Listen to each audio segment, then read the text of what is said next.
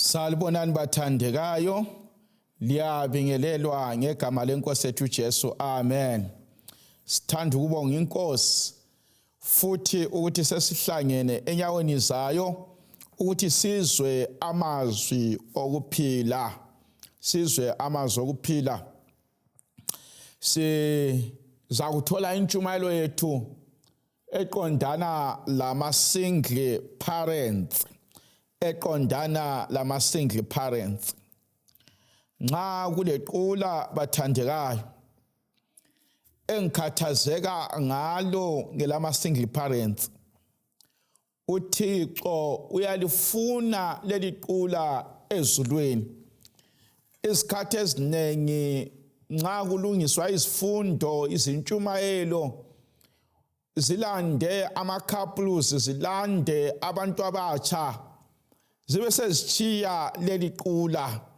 Kukanti leli qula umlimu uyalifuna kakhulu ekhaya ezulwini. Isihloko sentshumayelo yethu namhlanje sithi sona Simeon syndrome.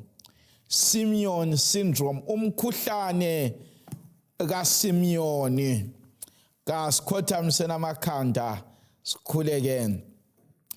Babo ingcwele ohlala ngikhaya ezulwini, siyabonga ukuthi wena uNkulunkulu thina sibizwa kuthiwa singabantu bakho. Dumbo lamandla lobukhosi ngicela kubele ngakuwe ngoba kufanele. Khuluma labantu bakho khathesi kanye bakuzwe kanenginengi. Ngemva kwalezi izintshumayelo bathi inkosi ikhulumile, ekutshiloyo sizakulandela. NgoJesu siyakhuleka. Amen. Ungahamba eBhayibhelini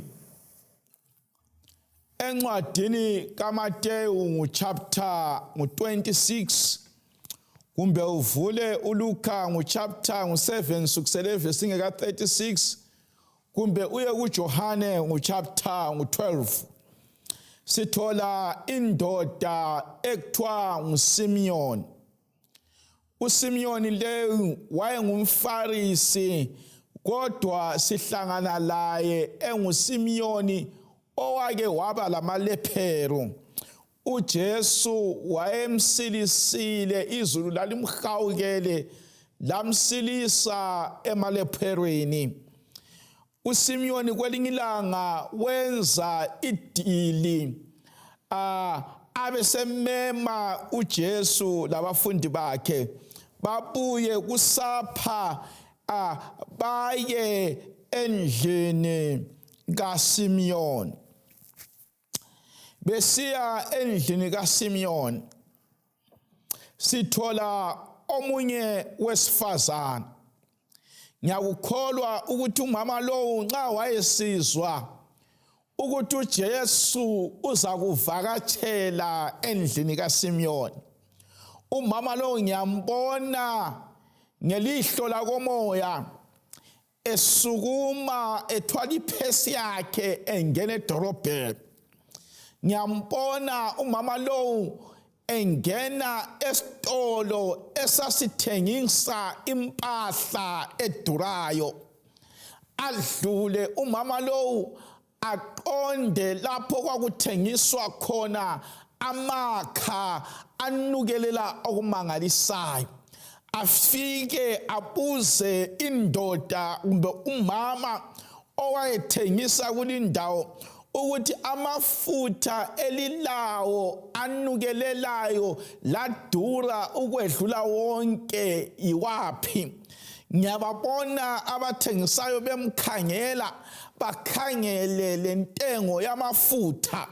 Engxenye bazama ukumtshela ukuthi ungathenga ibruti, bazama ukumtshela ukuthi ungathenga oNivea, bazama ukumtshela ukuthi hayi dlalela kubo Shield, ngoba la amafutha iperfume edurayo kayithengwa ngabantu makhaza.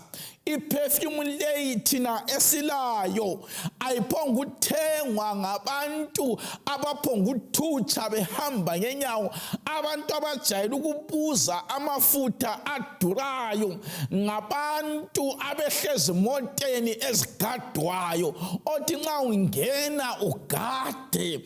Abantu abajayele ukuthi babuze iperfume le osuyibuza ngabantu abagqoke izigqoko ezilamabizo.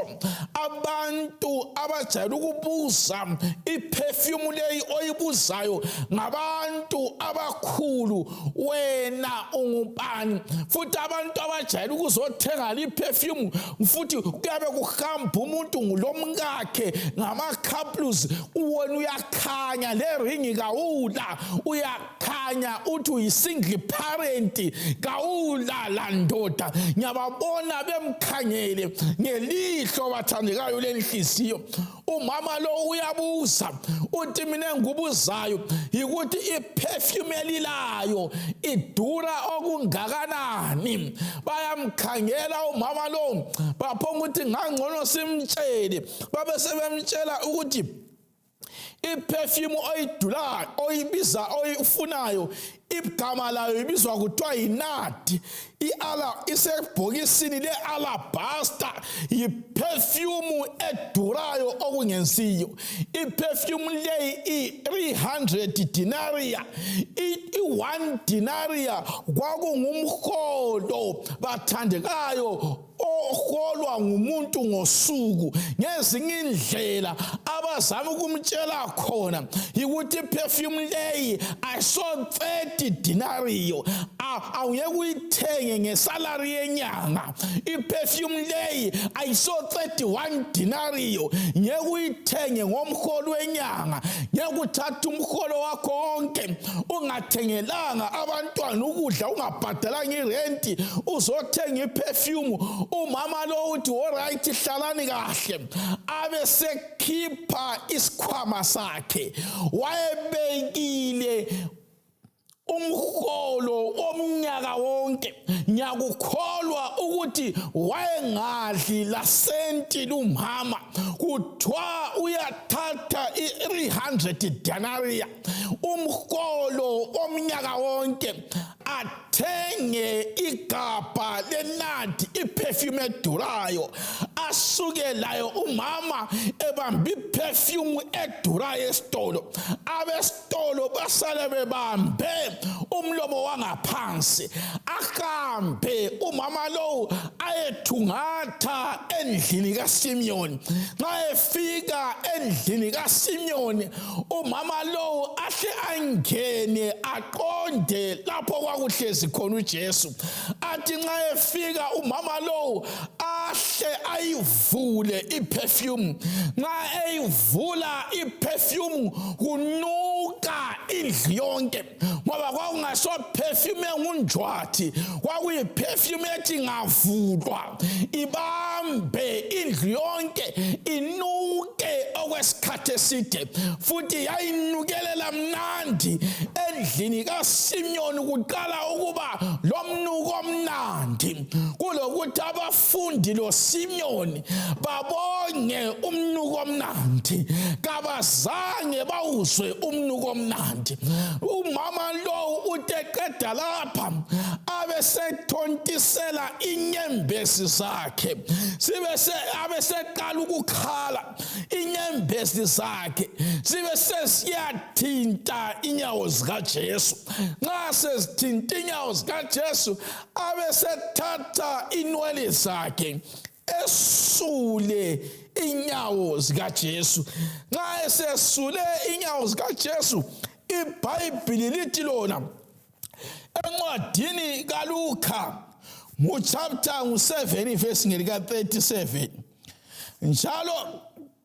njalo khangela owesifazana kulowo muzi owayeyisoni, esekwazi ukuthi uJesu hlezi ekudleni endlini yomFarisi, waletha umfuba we-alabasta wamagcobo, wasesima eceleni kwenyawo zakhe, ngemva kwakhe ekhala, waqala ukuthambisa inyawo zakhe ngezinyembezi, wesula ngenwele zekhanda lakhe inyawo zakhe, wazigcoba ngamagcobo.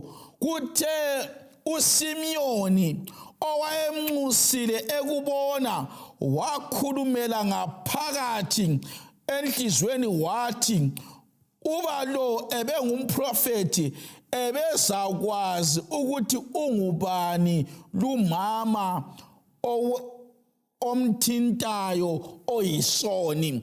iBhayibhili lithi lona umama lo uyakhala enyaweni zikaJesu, ekhala esenyaweni zikaJesu. uSimiyoni xa ekhangela umama lo, uSimiyoni ukhangela imbali kalumama, uSimiyoni ukhangela izolo yalumama. Uthi ngabe uJesu ebekwazi ukuthi umama lo othinta inyawo zakhe ungubani, ngabe uJesu kam-accommodethanga.